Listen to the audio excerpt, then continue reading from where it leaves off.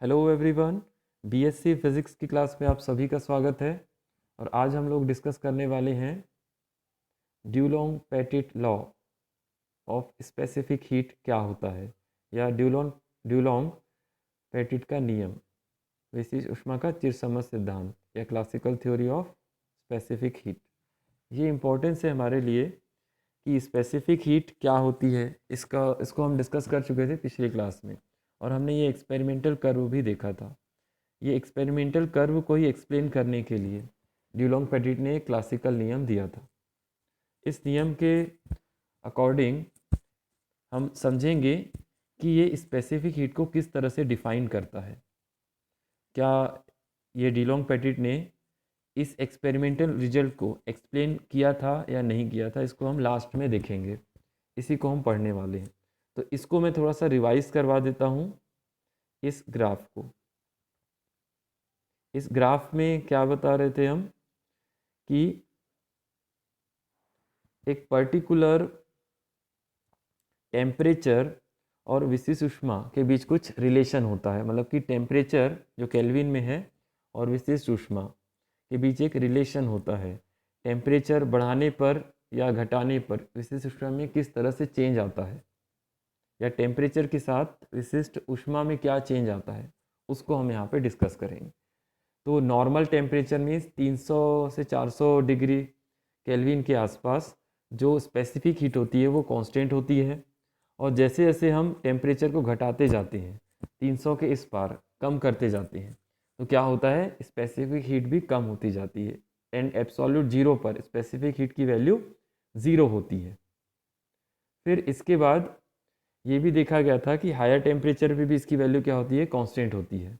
और एक फॉर्मूला आता है कि for insulator specific heat is proportional to T cube, and specific heat for conductor it is proportional to only temperature T.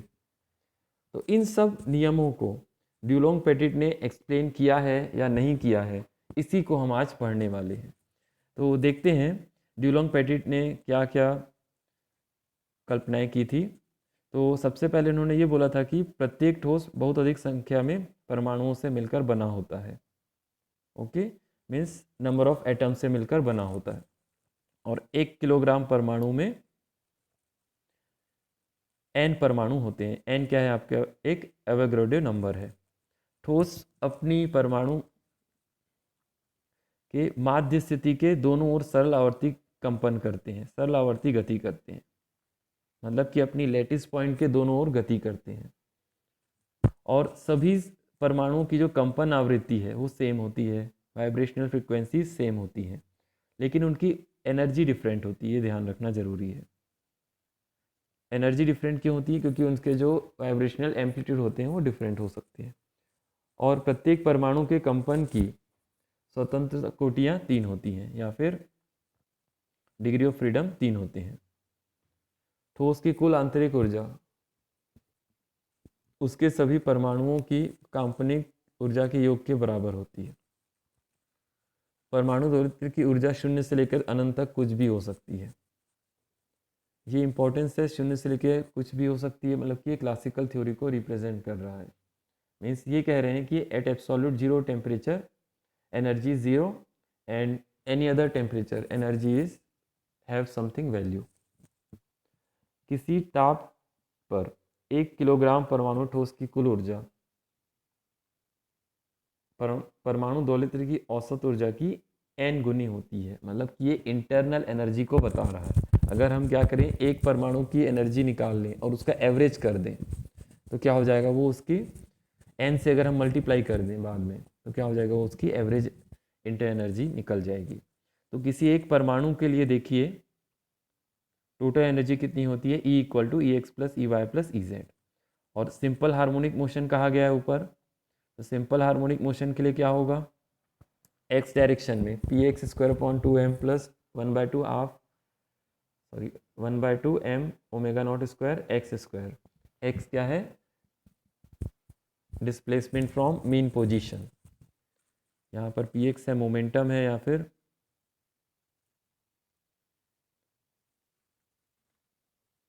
और यहाँ पर ये देखते हैं इसके बाद वाई डायरेक्शन में है, फिर जेड डायरेक्शन में भी है। ठीक है, तो energy X direction, Y direction और जेड डायरेक्शन में। इसका जो पहला पद है वो क्या है, काइनेटिक एनर्जी को रिप्रेजेंट कर रहा है, और दूसरा पद है आपका पोटेंशियल एनर्जी को रिप्रेजेंट कर रहा है। और इसी के बेसिस पे हमको क्या करना है, निकालना है। क्या निकालेंगे, स्पेसिफिक हीट। मतलब कि यहाँ पर देखिए, स्टेप में आपको पहले बता देता हूँ क्या क्या हमारे पास निकलेगा। हमने एनर्जी निकाल ली टोटल। अब उस टोटल एनर्जी का क्या करेंगे, हम एवरेज एनर्जी निकालेंगे एक परमाणु के लिए।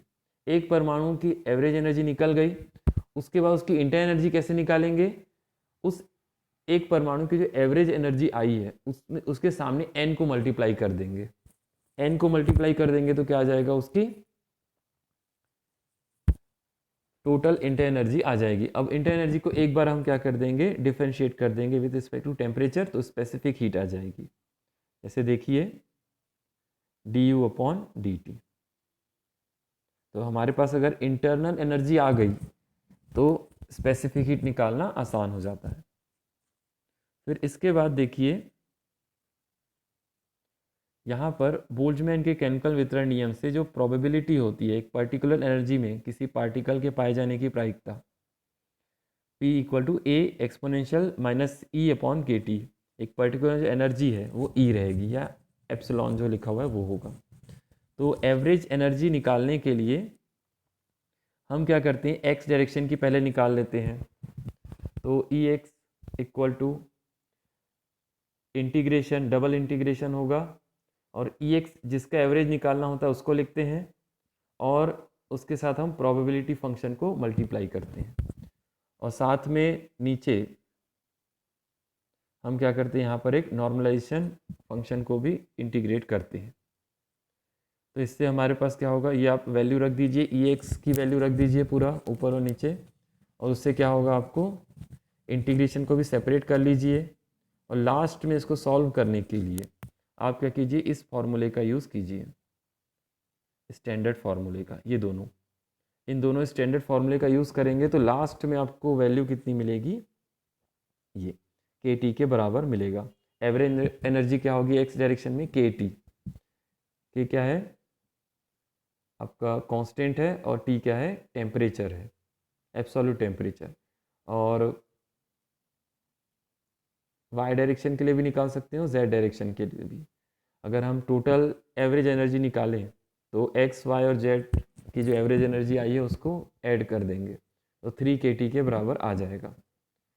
और इसके बेसिस पे हम चाहें तो इंटरनल एनर्जी भी निकाल सकते हैं। मैंने आपको बताया था कि टोटल एवरेज एनर्जी अगर आ गई और आपको इंटर एनर्जी निकालनी है तो आप क्या करेंगे, सिंपल सा उसको सामने n को मल्टीप्लाई कर देंगे। तो इससे क्या आ जाएगा, आपका 3n kT आ जाएगा, इंटरनल एनर्जी या आंतरिक ऊर्जा। और एन के को क्या लिखते हैं, capital R, universal gas constant, सार्वत्रिक गैस नियतांक। अब आपको क्या निकालना है, स्पेसिफिक हीट निकालना है। तो स्पेसिफिक हीट के लिए आप क्या करेंगे, du/dt, u की वैल्यू रख दीजिए और डिफरेंशिएट कर दीजिए with respect to capital T। तो क्या आ जाएगा, CV = 3R। यहाँ पर ये सोचने वाली बात है कि CV की वैल्यू यहाँ पर केवल 3R आ रही है। 3R क्या बताता है, कांस्टेंट है, सिंपल R क्या है, कांस्टेंट है। तो यहाँ पे हमको क्या कंक्लूजन मिल रहा है कि ड्यूलोंग पेटिट के नियम के अनुसार स्पेसिफिक हीट है वो टेम्परेचर के इंडिपेंडेंट होती है। मतलब कि टेम्परेचर से इंडिपेंडेंट है, मतलब कि ज़ीरो से लेके हाई टेम्परेचर तक या फिर सभी टेम्परेचर पे स्पेसिफिक हीट कांस्टेंट होती है। ये ड्यूलोंग पेटिट का नियम है। लेकिन एक्चुअली देखें तो ऐसा नहीं था। एक्चुअली में एक्सपेरिमेंटल रिजल्ट में अगर हम देखें तो उसमें क्या बताता है कि इनिशियली जीरो टेम्परेचर पे जैसे जैसे हम टेम्परेचर को बढ़ाते हैं तो स्पेसिफिक हीट बढ़ती जाती है, और नॉर्मल टेम्परेचर पे कांस्टेंट हो जाती है, और टेम्परेचर बढ़ाने पे भी कांस्टेंट रहती है। मतलब कि उसका नेचर कुछ इस तरह का होता है एक्चुअल में। लेकिन ड्यूलोंग पेटिट के नियम से हमें क्या मिल रहा है, केवल CV = 3R, मीन्स ये कांस्टेंट होती है। स्पेसिफिक हीट हर एक सॉलिड मटेरियल के लिए कांस्टेंट है, ये कह रहे हैं। तो यहाँ पर हमको ये कंक्लूजन मिलता है कि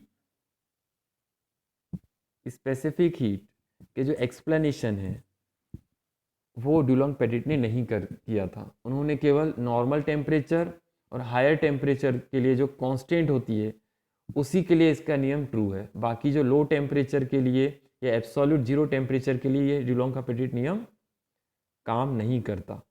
मतलब इसीलिए इसको क्लासिकल थ्योरी कहते हैं, क्योंकि हायर टेम्परेचर पे जो बिहेवियर होता है वो क्लासिकल नेचर को ही बताता है।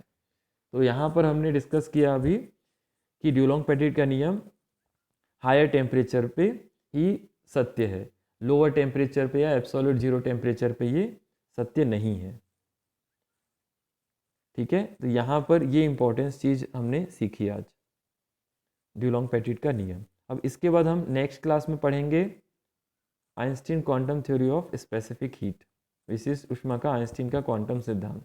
आइंस्टीन ने इसको क्वांटम थ्योरी की सहायता से समझाने की कोशिश की थी। तो आगे हम इसको पढ़ेंगे बाद में। ठीक है, थैंक यू।